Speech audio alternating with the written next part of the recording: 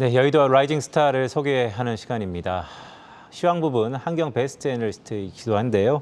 하인환 KB증권 선임연구원입니다. 연구원님 안녕하십니까? 안녕하세요. 안녕하세요. 오랜만에 뵙습니다. 오랜만입니다. 레포트 얘기부터 바로 할까요? 폐배터리에 대한 레포트를 발간하셨는데 네. 일론 머스크의 아이디어에 주목하신다는 내용도 있던데 어떤 내용인가요? 지금 매크로 환경이 굉장히 복잡하잖아요. 저는 두 가지라고 생각을 합니다. 비용 상승, 이제 금리 상승으로 저희가 경험을 하고 있는 상황이고요.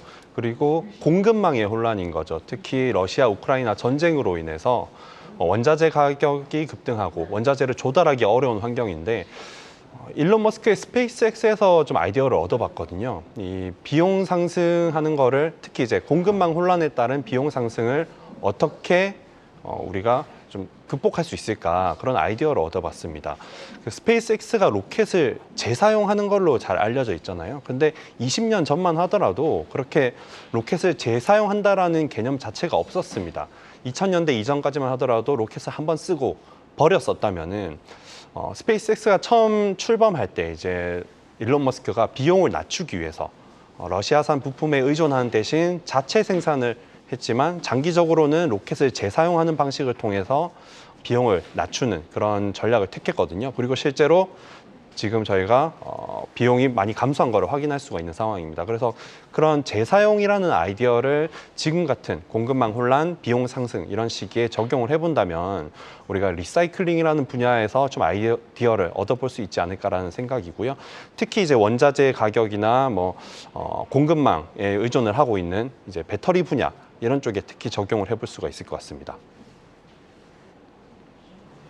네, 폐배터리 재활용 사업에 주목하라라고 말씀을 해주시면서 일론 머스크의 스펠컨 9에 대해서 이야기를 해주셨습니다.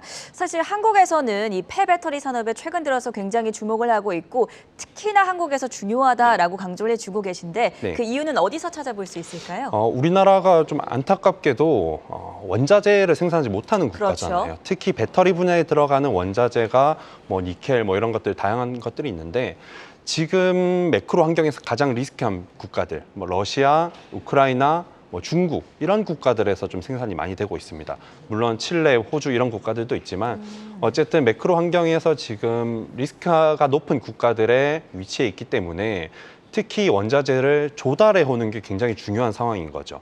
하지만 조달해 오기 쉽지 않다면은 재사용하는 방법을 택할 수 있지 않을까라는 게 제 생각이거든요. 그래서 지금 우리나라 정부뿐만 아니라 완성차 업체들 그리고 2차 전지 업체들은 당연히 이렇게 전반적으로 노력을 하고 있는 이유가 저는 원자재가 없는 국가이기 때문에 우리가 필수적으로 키워야 되는 분야라고 생각합니다.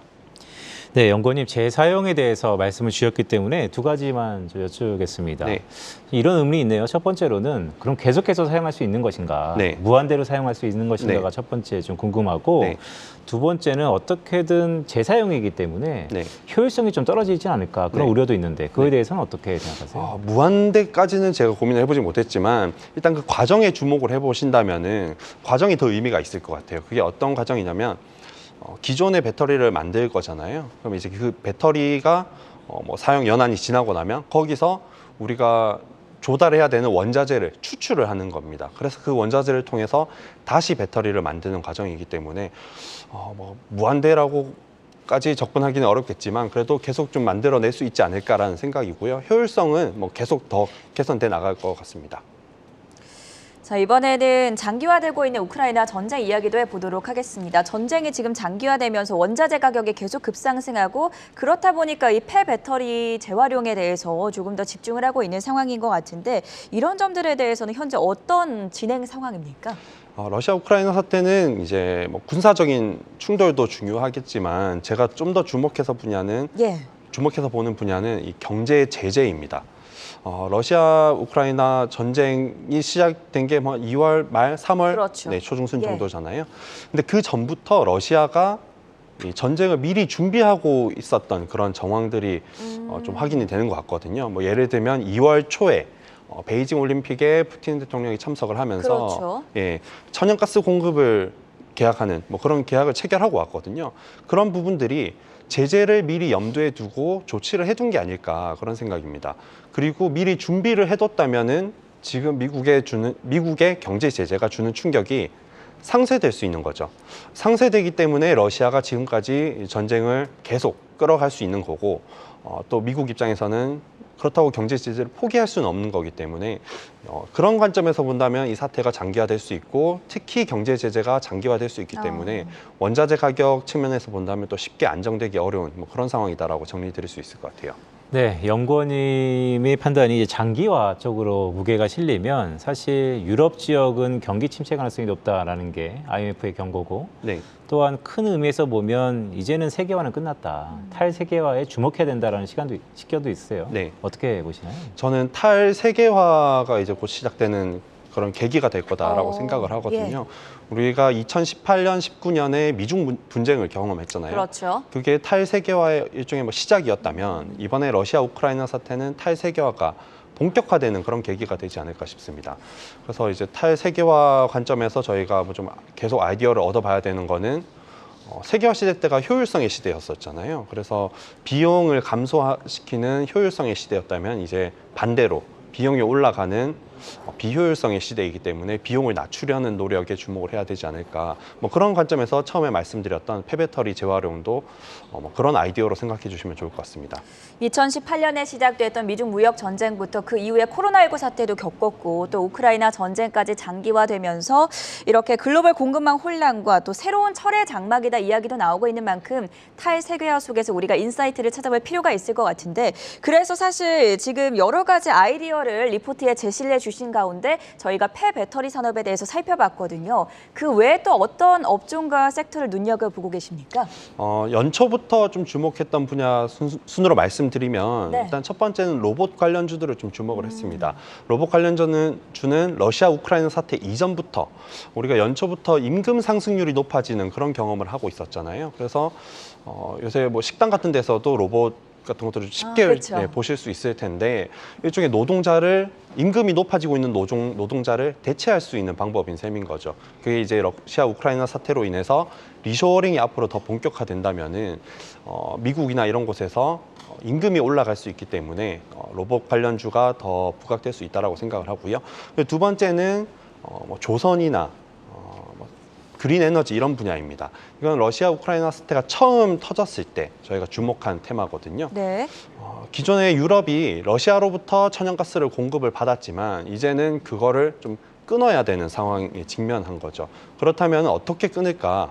일단 아주 단기적으로 본다면은 쉽게 끊을 수가 없습니다. 그래서 지금 EU가 특히 유럽에서 러시아에 계속 의존하고 있는 상황이고 중단기적으로 본다면 미국의 셰일가스를 수입해오는 방안이 되지 않을까 싶습니다. 그래서 뭐 LNG나 이런 분야에 주목을 한 거고요. 뭐 강관주 이런 주들이 주목을 받았던 이유이지 않을까 싶습니다. 그리고 아주 장기적으로는 결국 이 화석 에너지에 대한 의존도를 낮추기 위해서 친환경 친환경 분야에 대한 투자가 더 본격화되지 않을까 뭐 그런 생각에서 이 친환경 관련주를 말씀드린 거고요. 그리고 마지막으로 세 번째 아이디어는 반도체입니다. 공급망의 혼란이잖아요. 그렇죠. 특히 이제 미국이나 중국 입장에서 가장 취약한 분야가 어딜까라고 생각해 본다면 저는 반도체 생산 분야라고 생각을 하거든요. 네. 미국은 반도체 설계 능력은 확보하고 있지만 생산 능력이 부족합니다. 그렇다면 이 생산 능력을 확보하기 위해서 투자를 해야겠죠. 캐펙스 투자를 해야겠죠. 그래서 반도체 분야에 대한 캐펙스 투자가 확대되는 계기가 되지 않을까 싶고 그래서 반도체 특히 이제 장비주들에 좀 장기적으로 주목을 해보시면 좋을 것 같습니다. 네, 연구원님이 찝어주신 아이디어들을 쭉 보다가 이 질문을 드릴까 말까 좀 고민하다가 제가 좀 드립니다. 네. 사실 말씀 주셨던 것처럼 유럽의 에너지 자립도를 위해서 미국에 셰일가스가 간다라는 것과 친환경이 부각될 거다라는 것이 어찌 보면 약간 대치되는 네. 것이거든요. 네. 과연 이 셰일가스를 바이든 정부가 다시 한번 열 것인가에 대해서 많은 변화가 있을 텐데 네. 같이 연다고 보시는 건가요? 정치적인 딜레마는 있을 것 같습니다. 근데 하지만 지금 그 친환경 관련 분야를 투자한다는 게 뭐 목표들을 보시면은 2050년, 뭐 2060년 탄소 중립 아직 좀 장기적이군요. 아주 장기적인 예. 거죠. 뭐 제가 은퇴하고도 성공한다면 다행인 뭐 그런 상황이기 때문에 그래서 친환경 관련주들은 그런 장기적인 투자로 접근을 해야 되는 것 같고요. 현실적으로 선택할 수밖에 없는 분야가 이 셰일이지 않을까 좀 그런 관점에서 중단기, 장기 이렇게 좀 나눠서 말씀드렸습니다. 뭐 국내에도 그렇고 미국 같은 뭐 엑슨모빌 같은 기업들도 국제유가 상승 때문에 주가가 많이 오른 측면이 있기는 하지만 친환경 에너지를 개발하겠다라고 선언을 하면서 주식 가치가 많이 올라간 점도 있으니까 그런 점들 하나의 좀 연결고리로 살펴보셔도 좋을 것 같다는 생각이 들고요. 마지막으로 향후에 또 시장에 영향을 미칠 주요 이벤트들 중에서 어떤 네. 거를 좀 살펴보고 계실까요? 뭐 아무래도 지금 당장은 뭐 오늘 주식시장에도 영향을 미치고 있는 것 같은데 연준의 통화 정책이 아닐까 싶거든요. 네. 5월 FOMC가 아무래도 가장 가까운 시일 내에 있는 중요한 이벤트가 될 테고 5월 FOMC가 첫째 주에 아마 예정이 돼 있을 텐데 그 다음 주에 미국에서 물가 지표가 발표될 예정입니다. 소비자 물가 지표가 발표될 예정이고요. 이게 4월에 발표됐던 지표보다 어느 정도 꺾이는가 이거를 좀 보면서 그래서 이제 연준이 어느 정도의 강도로 통화 정책 긴축을 해나갈지 저희가 가늠을 해나갈 수 있을 거기 때문에 아주 단기적으로 본다면 뭐 5월 초중순에 그 두 가지 이벤트가 가장 중요한 이벤트다라고 말씀드리겠고 그 부분을 좀 보시면서 시장을 대응해 나가시면 좋을 것 같습니다.